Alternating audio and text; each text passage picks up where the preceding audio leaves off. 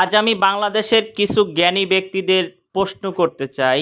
আসলে অনেকেই বলে চালের দাম কমান, একজন বলে কৃষক বলে ধানের দাম বাড়ান, সাধারণ জনগণ বলে চালের দাম কমান। কৃষক যে ধানের দাম না কমালে তো আর চালের দাম কমবে না, আর চালের দাম কমাইতে হলে ধানের দাম কমাইতে হবে, ধানের দাম কমাইতে হলে সার, তেল, বীজ এবং কমাইতে হবে। তো আসলে সার, তেল, বিষের দাম যদি কৃষকেরা বেশি দাম দিয়ে কিনে, আপনার এটা 4 মাস 5 মাস লাগে একটা ধান উঠাতে। একবার লাগানো থেকে শুরু করে 4-5 মাস লাগে একটা ধান উঠাইতে। এই ধান থেকেই আমরা চাল পাই, আর চাল দিয়ে আমরা বিভিন্ন খাবার খাই। অনেকে এসি রুমে বসে বসে কথা বলে যে চালের দাম এত বেশি কেন।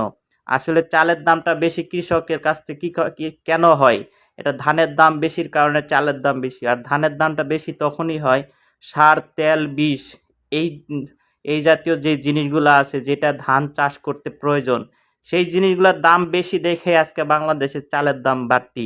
তো আমি মনে করি যারা এই জ্ঞানী ব্যক্তিগুলো বসে বসে এসি রুমে বসে বসে বলে কেন চালের সিন্ডিকেট চলে, কেন চালের দাম এত বেশি দিন দিন বাড়তেছে, আপনারা একটু খোঁজ খবর নিয়ে দেখবেন যে কৃষকেরা সার, তেল, বিষ অতীতে কততে কিনতো, আর এখন আস্তে আস্তে আস্তে আস্তে বাড়তে বাড়তে কততে চলে আসছে।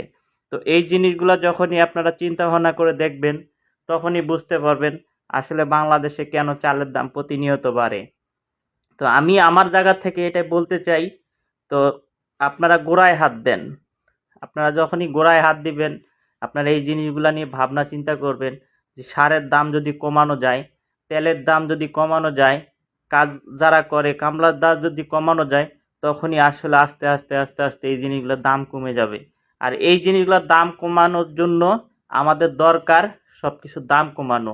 আপনারা যদি জিনিসপত্রের দাম না কমাইতে পারেন, শুধু খালি বলবেন চালের দাম বেশি কেন, এটা কখনোই সমাধান করা সম্ভব না। আর চালের দাম কমাইতে হলে অবশ্যই অবশ্যই এই চাল উৎপাদন করতে যে জিনিসগুলোর প্রয়োজন, এই জিনিসগুলোর দাম কমাইতে হবে। আপনারা অবশ্যই ভাইবা চিন্তা দেখবেন, যদি পারেন এগুলা নিয়ন্ত্রণ করার জন্য যে কোনো শাকসবজি যে কোনো কিছু উৎপাদন করতে হলে যেই জিনিসগুলোর প্রয়োজন, এই জিনিসগুলো যদি আপনারা একটু নিয়ন্ত্রণ রাইখা যদি আপনারা বাজারে ছাড়তে পারেন, কৃষকেরা ওইটা দিয়ে অল্প মূল্যে আপনাদের কাছে সব জিনিসগুলো বিক্রি করতে পারবে। আর না হলে তো অটোমেটিক দাম বাড়বে। হ্যাঁ, এর ভিতরে অনেক দালাল আছে যেগুলা কৃষকের কাছ থেকে কম দাম দিয়ে নিয়ে বেশি দামে বিক্রি করে, সেই জায়গাতেও আপনাদের হাত দিতে হবে। কিন্তু শুধু বৈশা বৈশা বলবেন যে এগুলা সিন্ডিকেট, ওটা ওটা ওটা, এই সিন্ডিকেটটা কোথায়? এই সিন্ডিকেটের মূল জায়গায় আপনারা হাত দেন, এটা সমাধান করলেই ইনশাআল্লাহ বাংলাদেশের সব কিছু জিনিসের দাম নিয়ন্ত্রণে চলে আসবে। আর যদি পারেন এগুলো আগে নিয়ন্ত্রণ করেন, তারপরে বড় বড় কথা বলবেন। আমরা শুনতে রাজি আছি আপনাদের কথা। ইনশাআল্লাহ ভালো থাকবেন, ভালো লাগলে লাইক কমেন্ট করে দিয়ে যাবেন।